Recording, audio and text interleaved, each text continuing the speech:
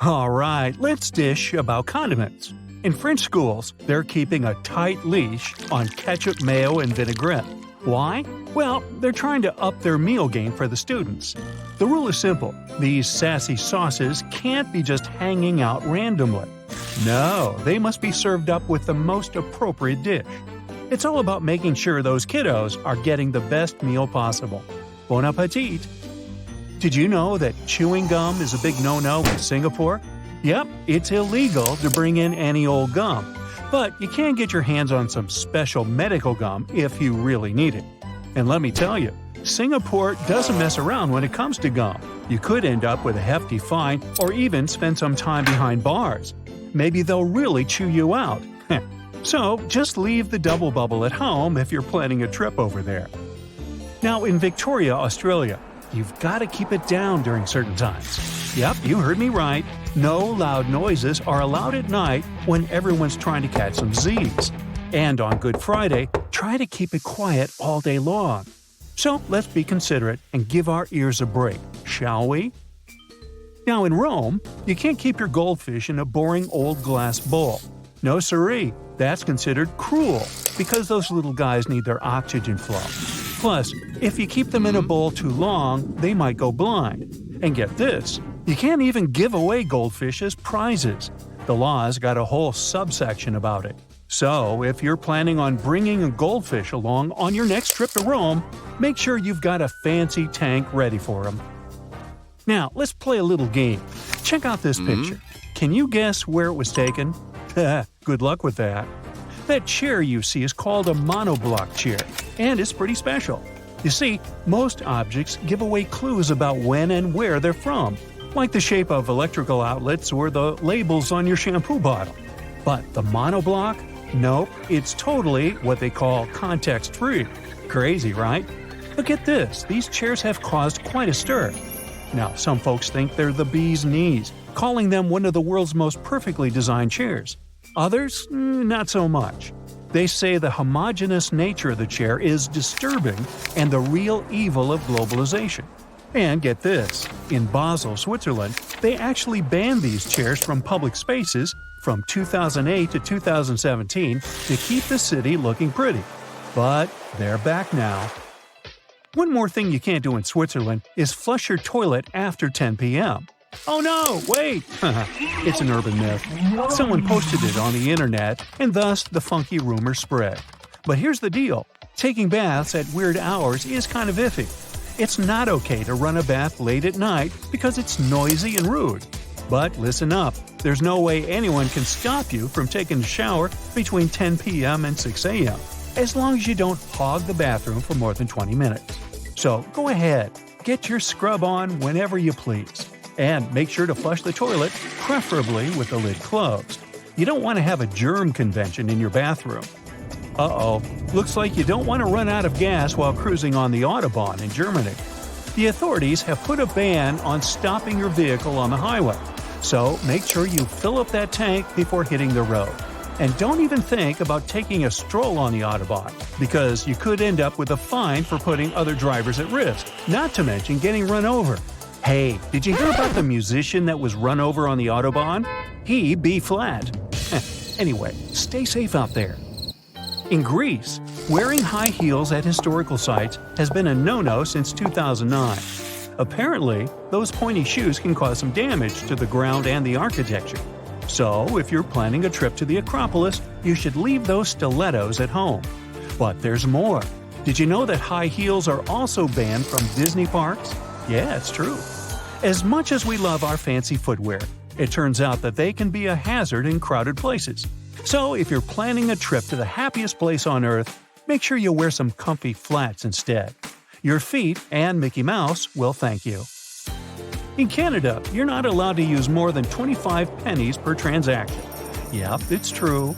This is all part of a plan to phase out the penny, which started back in 2013. So, if you're planning on paying for something with a bunch of pennies, you might want to think twice. Like in a penny for your thoughts. But hey, at least you won't have to lug around all that extra change anymore. Now, sharing memes in Australia is technically illegal. Yeah, the Copyright Act says it's a no-no to distribute anything that might hurt the owner's copyright. But let's be real, Aussies love their memes too much to let a little thing like the law stop them. So don't worry, they're still spreading those hilarious pictures around. Traveling to Guatemala with your kiddos? Well, just make sure they don't try to sneak any party whistles onto the plane. Yep, you heard that right. Whistles are a no-no in this country. Apparently, too many people were using them to pretend they were police officers. So, to avoid any confusion, the Guatemalan authorities cracked down and banned them. But don't worry, they didn't ban fake uniforms. Go figure. Just kidding. If you were ever thinking of bringing a wheelbarrow into Nigeria, I've got some news for you. Don't even try. Sure, you can totally grab one once you're there, but they won't let you bring it across the border. Why? Well, they're all about supporting their own manufacturing industry, so they want to give their local wheelbarrow makers a chance to shine. Who knew wheelbarrows could cause such a fuss? Now, if Tunisia is your next vacay destination, listen up. Before you toss in a pencil for your Sudoku or crosswords, let me tell you something cray-cray. Pencils are a no-go in Tunisia. Yep, you heard that right. But relax, it concerns cases of import only. It's a mystery why they're banned, but better safe than sorry, right? So pack your bags wisely and leave those pencils at home. Who knows? Maybe you'll discover a new way to keep your brain sharp on the plane ride over. Hey, guess what? China has banned time travel movies and shows since 2011. Apparently, the authorities think they're too accurate and could mess with people's perception of history. So, if you're heading to China, you don't have to worry about getting caught with a DeLorean in your luggage. But maybe leave your Back to the Future DVD at home if you plan on watching it on the plane. Trust us, you don't want to mess with Chinese time travel laws. Hey, did you know that on the beautiful island of Capri in Italy, flip-flops are a big no-no? Apparently, the locals love their peace and quiet so much that they've made it illegal to wear, quote, excessively noisy footwear, end quote. But don't worry, you can still rock your favorite pair of clunky shoes in the rest of Italy. Just make sure to leave the flip-flops at home if you're planning a trip to Capri. And if you do decide to break the rules, be prepared to face the consequences. Tourists have actually been prosecuted for disrespecting this law. So, let's all be respectful of the locals and keep our footwear quiet, shall we? Have you heard about those Kinder Surprise candy eggs? Well, in the USA, they're banned. Can you believe it? Apparently, the little toy inside is a major choking hazard. And get this, some folks have even been caught trying to smuggle them in from our neighbors up north in Canada. Talk about a candy caper. Alright, let's go on a world tour. I'll show you the most curious things internet users have found across the globe. Little things light up cultures like nothing else. Let's start in a wonderland world, Asia. First stop, India, the country that will soon surpass China and will become the most populated country in the world. This right here is a street where many training and coaching centers are located. Now, in some states of India, people still widely follow a sustainable tradition of serving meals on banana leaves. A kind Redditor shared what a typical meal looks like. Another user commented that it is also common across the world in Puerto Rico. This right here is a regular day in Sri Lanka fishing. Tic Tacs are so expensive in Sri Lanka that little packs of 8 pieces are a thing. In China, some malls have a husband's storage. Women can leave their husbands there so that the boys can enjoy video games while their wives are shopping. It spares women from a lot of whining. Now this is a McDonald's located in an old newspaper stand. Even manholes are a work of art in Asia. Here's one example, a dragon art spotted by a user in Wuxi, China. Turns out, in China, eggs are sold in mesh bags. And of course, Asia has a bunch of snacks with unusual flavors. They even have cucumber-flavored chips. This guy went to get a coffee in Singapore and got it in a bag. Turns out it's quite common in Southeast Asia. Also, they take ice cream sandwiches there quite literally in Singapore. Thing is, they put ice cream between actual toasts. The Redditor confirms that it's weirdly delicious. Would you dare to try? Here's a first look at a city in Japan. A Redditor shared a beautiful photo made at night in Yokohama. Other internet users shared that they felt very safe there, even when walking at night. And this is a photo of a snowfall. I didn't know that in Japan they get that much snow. Turns out, many toilets there have sinks on top of them. The dirty water after you washed your hands is used to flush, which saves Japan millions of gallons of water. They also collect rainwater and then use it to wash the roads. The water in the street canal in Japan is so clean that fish swim there. In Japan, many manholes are beautifully ornated too, and several users shared some of them. These are Japanese rice fields, and this is one of the designs in their cans. A Redditor spotted a tiny house somewhere in Japan. I wish I could have had the tour.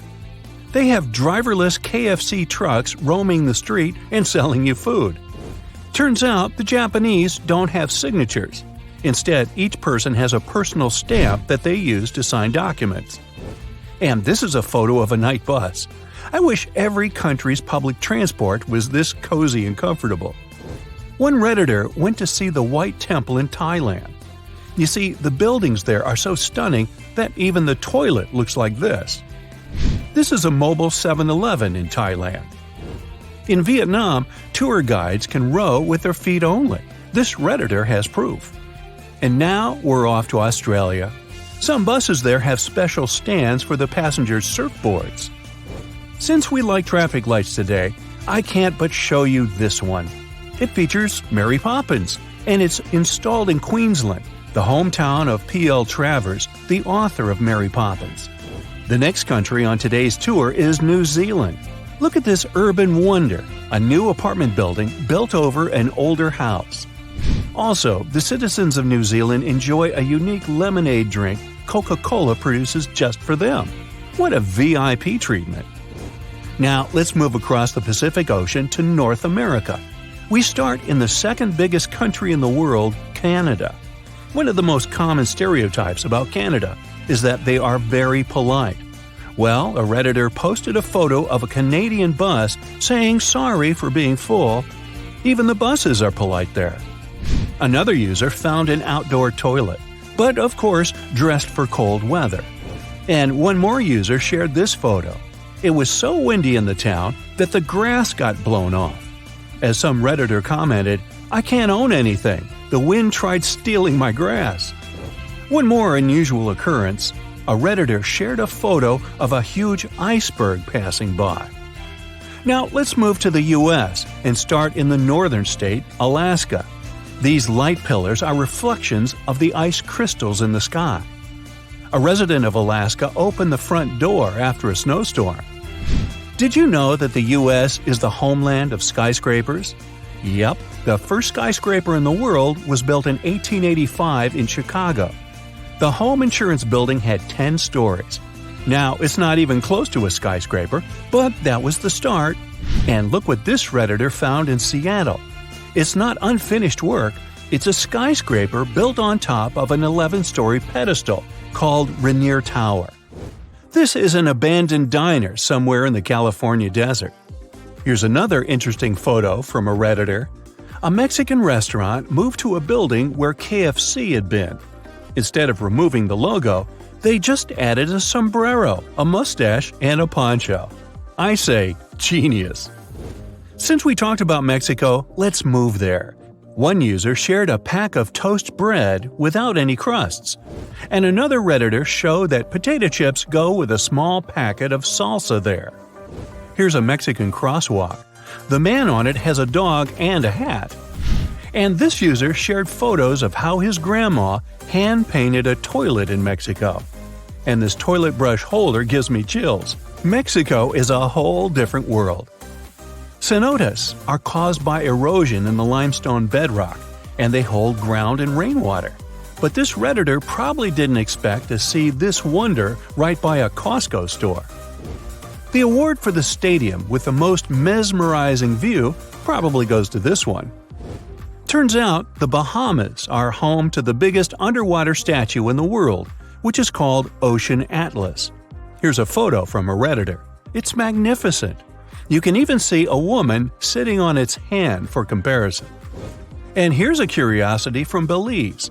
Apparently, they sell bagged drinking water there. It's very common in Central and South America. And this user met a grasshopper in Costa Rica. The hand is for comparison. Now, I have a question. What do Costa Rica and Australia have in common? Central America is hot. The average annual temperature there is 81 degrees Fahrenheit. No wonder this taxi in Panama only has controls for cold air. Okay, let's say bye to Central America and see what South America has in store for us. And the first store is in Colombia. A Redditor shared that in Bogota, people are paid for dressing as traffic cones and shaming drivers for parking on the street, which makes them move somewhere else. Having a stroll down the stairs of Brazil doesn't seem easy. You can run into trees like this one. Asia is well known for crazy chocolate flavors, but look what this Redditor found in Brazil. Snickers bars with coconut flavors, passion fruit, and even caramel and bacon. Here's a 20 peso bill from Argentina. It has guanaco on it. We still have to move across the Atlantic and visit Europe and Africa. Let me continue my world tour, and now we're heading straight to Europe. Let's start our journey in Greece, a place with thousands of years of history. Even in modern days, there are still ancient ruins there that are being carefully preserved, and it's an interesting ride. The airport of Athens has a built-in museum with ancient artifacts. And here's how ancient and modern coexist there. Here's the view of the Acropolis from the street. A Spartan roaming the streets of Greece. A Redditor shared a photo of a modern building built right over the ancient ruins. The visitors can see the ruins through the glass. Greece is also very well known for its cats roaming the streets everywhere. This Redditor spotted a cat guarding the National Bank of Greece. These days, everyone is trying to reduce the usage of plastic. Some use paper straws and some go with glass straws. But this cafe in Greece offered to use macaroni as straws. I'm not sure if it's stupid or genius. Another user went to a restaurant in North Macedonia and got baffled when they served slices of pizza on waffles. Double win, a snack and no waste. In Romania, vending machines seem to be a thing. This one, for example, is a machine with ham. And here's a better one, a vending machine selling cartons of eggs. Scrambled eggs, probably. Europe is a place where old neighbors are modern, and this combination is mesmerizing. I'll show you. This Redditor shared a photo of a modern basketball court squeezed between 700-year-old walls in Croatia. And here's a photo from inside a grocery store. Look at these old columns. Modern problems require modern solutions. These traffic lights light up the ground so that people who store their phones could notice when the light changes. Italy is a work of art with thousands of years of history. I have quite a bunch of stuff for you from there.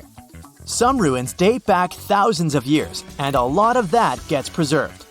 A Redditor shared a photo of a lobby of a hotel that has a glass floor so that the ruins were visible. And these are the railing in an Airbnb. Even street signs are a work of art in Italy. Look at this one. Another Redditor shared even more designs. This Redditor showed a photo of a supermarket that is located in an old theater in Venice. Another user added one more photo of that supermarket.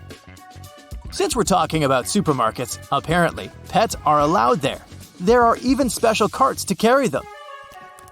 Cities are centuries old, and there are quite a few narrow streets, so post vehicles have to adjust to fit them. Here's one of them. Some cities have canals or are located on islands, so boats are a thing. This is a UPS boat at Murano Island. Europe is packed with countries.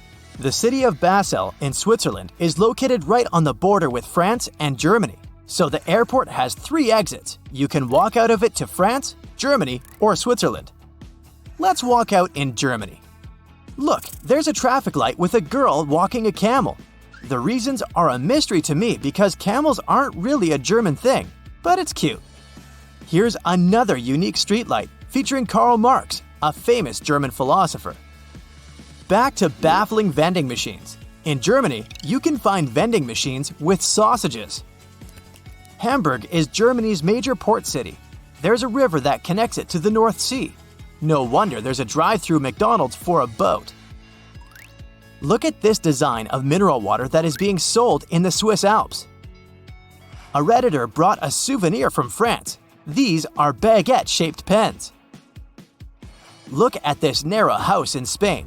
I wonder what it looks like inside, but unfortunately, the Redditor only shared the exterior.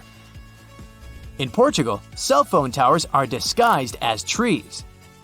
And this is a bus that can ride the roads and then turn into a boat.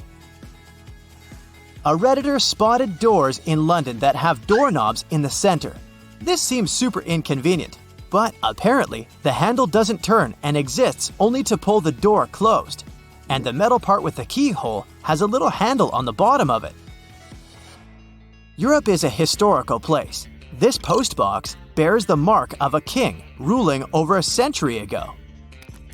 Back in the day, red telephone boxes were in high demand. Nowadays, when every person has a cell phone or two, not so much. So telephone boxes are being used in different ways. This one, for example, is now a smartphone repair shop. Luxembourg is a small but rich country squeezed between France, Germany, and Belgium, and they have baguette vending machines. Let's move north first, to the Netherlands. Farmers border their fields with a strip of flowers and put up a sign with a QR code, where people can pay for picking the flowers. And here's just a weird installation spotted by some Redditor. In Denmark, in Aarhus, a city founded by the Vikings in the 8th century, you can find traffic lights with Vikings pictured on them. Some trash cans in Swedish subways have a separate space for cans. Homeless people can pick them up and exchange the cans for some cash. There's a giant statue of a silver moose in Norway. And these are signs on bathroom stalls depicting reindeer. Apparently, Finnish people are as polite as Canadians. On the bus, they have a button to thank the bus driver. Also, a Redditor spotted a raccoon pattern on a bus seat. We all know rocking horses. Most of you probably had one in your early days. Well, Finnish little people have rocking moose. Many people come to Iceland hoping to see the Northern Lights. A Redditor had a phone in the hotel which had a special button to wake the guest up when the Northern Lights appear. Lithuanians sometimes put fake police cars on the sides of the road to combat road speeding. Europe has been ruled by kings and queens for centuries. Even today, many countries like the UK, the Netherlands, Spain, Denmark, Belgium, and some other countries have monarchs. So, no wonder that there are hundreds of castles scattered across Europe. Poland doesn't have any monarchs these days, but it still has 500 castles. Here's a warning sign for ghosts next to one of them. In Wrocław, all landmarks have a model so that visually impaired people could touch and see them too. There's also a statue of Darth Vader in one Polish city. In reality, it's a statue of a Polish magnate who supervised the construction of a port. But from time to time, locals dress the statue in Lord Vader's costume. This sign in Poland specifically prohibits bikes, tractors, and horses to go on a highway. In some places, there's a separate line on the sidewalk for people who are walking and staring at their phones. And now we travel across the Atlantic to Africa. This is Dune 7 in Namibia, the 7th biggest dune in the world. It's as tall as the Empire State Building. An internet user shared this photo. Someone in Tanzania put a literal penthouse on top of the building. I did some research and found out that it's a hotel. Still doesn't explain the roof, but I'm totally buying it. Maybe it's marketing. Drivers in Mozambique should be careful and watch out for elephants. And this is a sign from South Africa. Watch out for penguins. And another one that asks to baboon-proof the trash bins. So baboons are the raccoons of South Africa. Trees growing through the roads aren't surprising anymore, but this is a palm tree in Morocco growing through multiple balconies. A Redditor shared a photo of a runaway horse in Israel returning to the backyard in an urban area. Urban horse encounters are relatively common in the country. A hotel in Turkey served a whole honeycomb for breakfast to this Redditor. In India, some people have tasty chickpea and tomato curry for breakfast. It's also accompanied by puri, deep-fried flat bread. Try to say that fast. It's hollow in the middle and gets puffed up with steam when it's heated up. Some South Africans eat putu pap for breakfast. It's a sort of oatmeal, but it's made from maize and water. This dish can be eaten throughout the day, but if you're having it for breakfast, it's paired with milk and sugar. Senegalese coffee is nothing like a tall Americano. The powder they use to brew this drink is made from coffee beans, grains of saline pepper, and cloves. It's way spicier than the good old pumpkin spice latte and gives you way more energy. Over in Morocco, people prefer drinking mint tea. For breakfast, they grab a couple of freshly cooked flatbreads. They're layered and can be served with jam or honey, but sometimes you can find one stuffed with veggies or even meat. The chickpea soup called lablani is a typical breakfast dish in Tunisia. It can be pretty spicy thanks to all the onion, cumin, and herbs they cook it with. You might get a poached egg on the side, if you're lucky.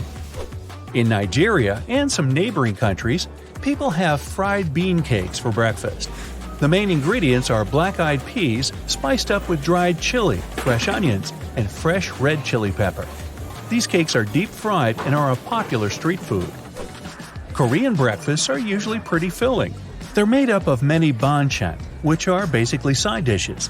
There's kimchi, a sort of fermented cabbage, a rolled omelet, marinated veggies, and jun, a sort of pancake. Wow! A Japanese breakfast can seem a bit more like lunch or dinner in other countries. You know, soup, rice, salmon, even pickled veggies. In Jamaica, people eat saltfish and ackee for breakfast. Ackee is an exotic fruit similar to lychee with a soft and creamy texture. One more tiny detail, it's kind of illegal in the US. It's mostly because the seeds are toxic, but you can eat the flesh safely as long as it's fully ripe. Better know the difference. Maybe the world's craziest breakfast sandwich ever comes from the Netherlands. They have sandwiches with candy sprinkles on them. Right, it's just sprinkles on top of buttered bread. Hagelslag, as it's called, means hailstorm, and it comes in various flavors: chocolate, vanilla, and fruit. A German breakfast might seem kinda heavy if you're used to just having a bowl of oatmeal. We're talking bread rolls, an assortment of cheeses and meats, and if need be, they can top it off with an egg or two. Coffee is the drink of choice to wash down this hearty meal.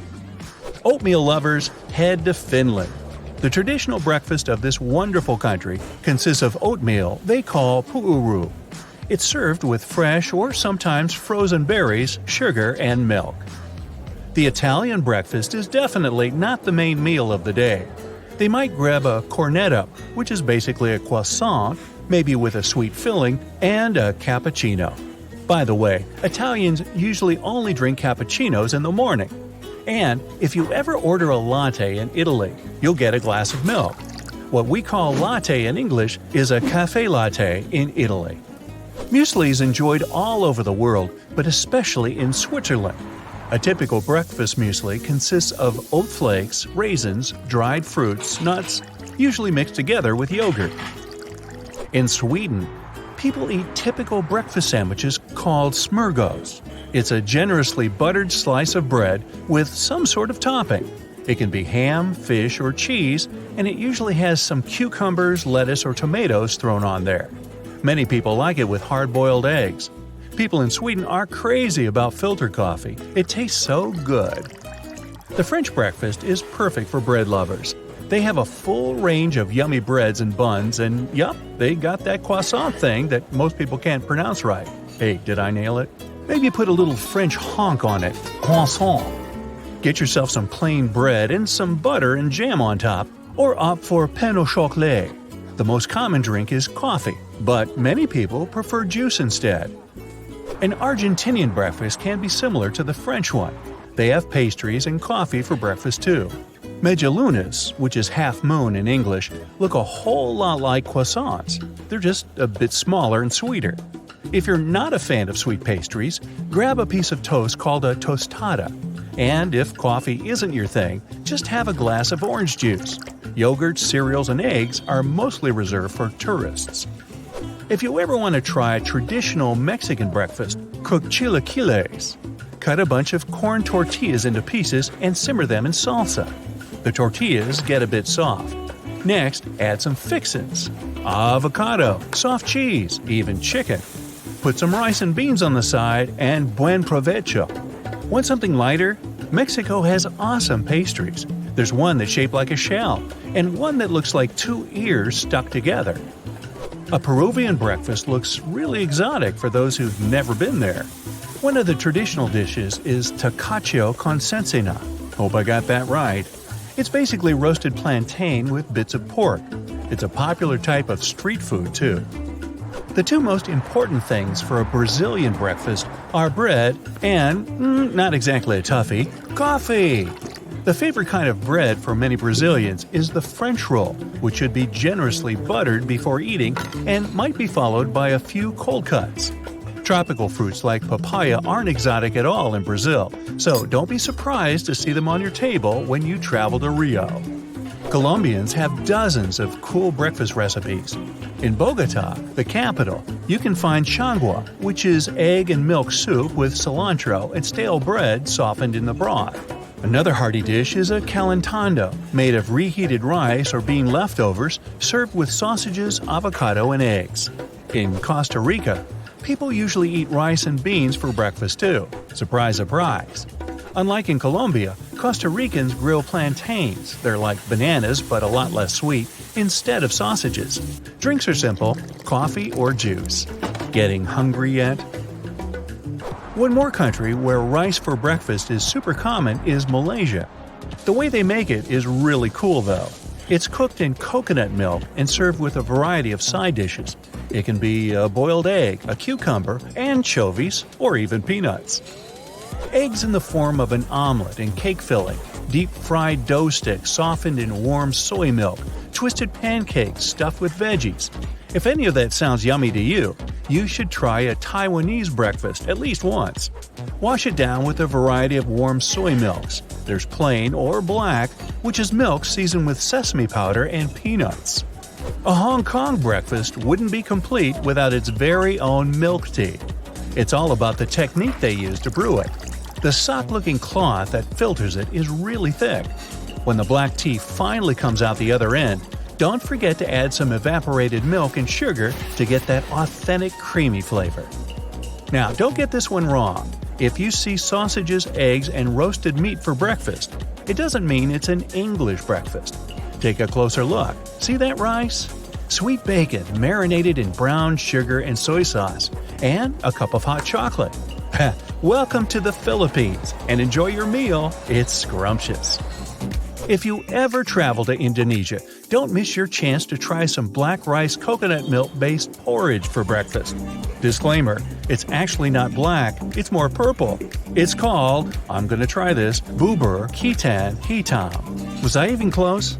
This stuff is especially yummy when topped with sliced bananas and cinnamon. They also have papeda, an oatmeal thing made of sago flour. It's starchy, sticky, and looks like pudding, or slime. People in Myanmar are used to eating a hearty breakfast soup called mohinga. It's bursting with flavor. It has ginger, fish paste, lime juice, chili pepper, cilantro, and onions. The soup's made with catfish and even has noodles in it. Salty, sweet, spicy, and sour, all at the same time. If there was a contest for the biggest breakfast in the world, the Irish would take the grand prize. Just think, a traditional Irish breakfast has bacon, white pudding, black pudding, hash browns, fried eggs or scrambled eggs, a couple of sausages, beans, and probably some fried liver. Already figured out how to burn up all those calories? It's 10 p.m. You suddenly feel hungry and go to the fridge, but there's nothing inside. You decide to hop to the nearest supermarket. There, you find the snack you want and pay by card. On the way home, you wonder, was it this easy to get food in the city a century ago? One of the streetlights flickers and goes out. You are now in the dark. Feeling scared? Now you know how people felt after sundown in the pre-electricity era. We are so used to power that we forget that it isn't even a century old. In 1925, Only half of all US homes had electricity. Without it, nothing would be possible today.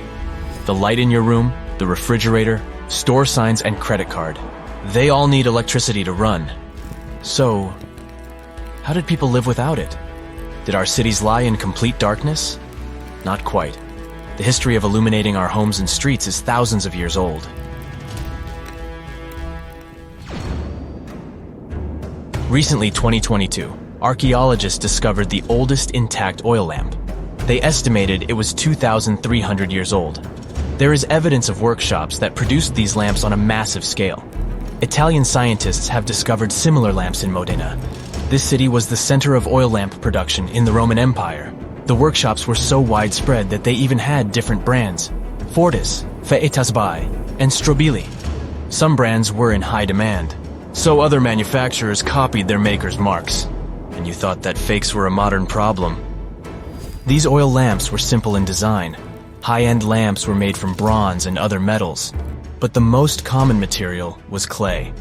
People would pour oil through the central hole and then burn a wick inside the nozzle area. The wick was mostly linen. But oil lamps were small in size and were used indoors. There was no way to light a whole street with them. The alternative was, you've guessed it, candles. Humans still use candles today.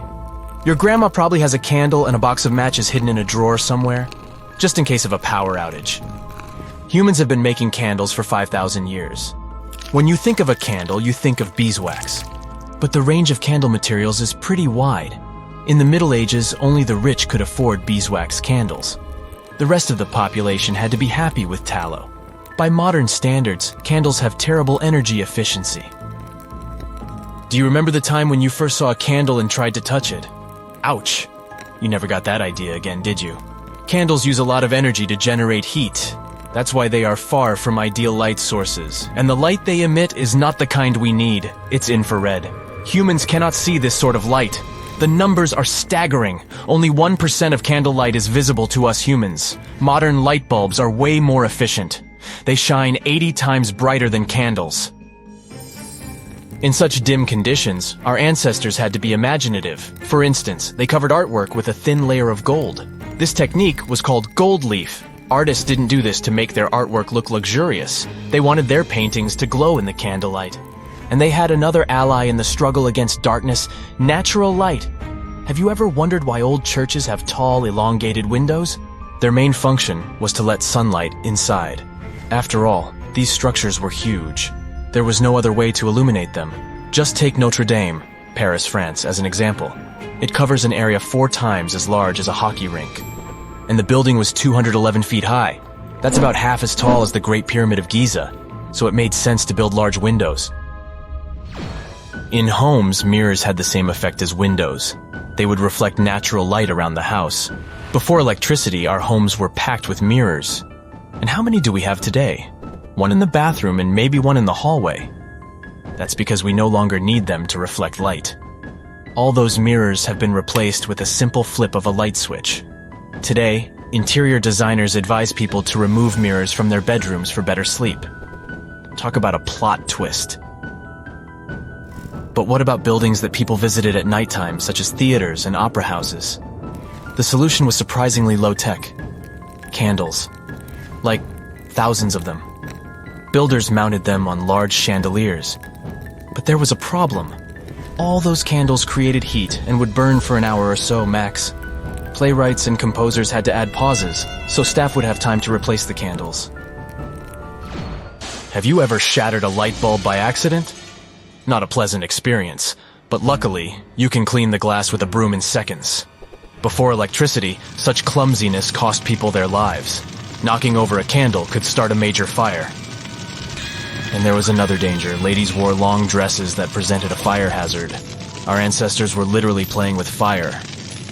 And this is all indoors. Outside the house, you would have to carry a flaming torch, or hope that the sky wasn't cloudy, so you could navigate by moonlight. And one smart American decided not to go out at night at all. Benjamin Franklin went to bed at 10 p.m. and got up at 5 a.m. But over in London, going out at night created a new business. Link boys carried torches for Victorians. These youngsters would wait outside inns for patrons to come out after dark and offer their services. And they did their job in times of thick fog as well. That's the English weather for you. Before electricity, it was dangerous to go outside after sundown, but this was about to change in 1807. That's when a German engineer, Frederick Windsor, lit a street in London using gas lamps. It was finally becoming possible to go out at night and feel safe. Now these gas lamps weren't easy to operate. At dusk, a lamplighter had to carry a torch to turn them on, so to say. And then, at dawn, they had to do another round to put out the flames. That sounds like some good cardio. And it was. During their entire career, a lamplighter could easily walk 150,000 miles in total. And then came electricity. In the 1870s, Thomas Edison was the first to produce commercial light bulbs. A city in the west of Romania, Timisoara, became the first place in Europe to have electric streetlights. Half of the homes in Britain had electric power by the end of the 1930s. The age of electricity had begun, but there was still room for improvement. At the time, the most common type of light bulb was incandescent. This means that the light bulb has a filament inside that produces light when heated by electric power. This type of bulb is similar to a candle. It produces heat rather than light, and the ratio will stun you. 95% of the electricity that flows through the light bulb is converted into heat. Yes, you've heard it right. Only 5% of energy is used for creating actual light. Despite this, electric power has changed the way we live.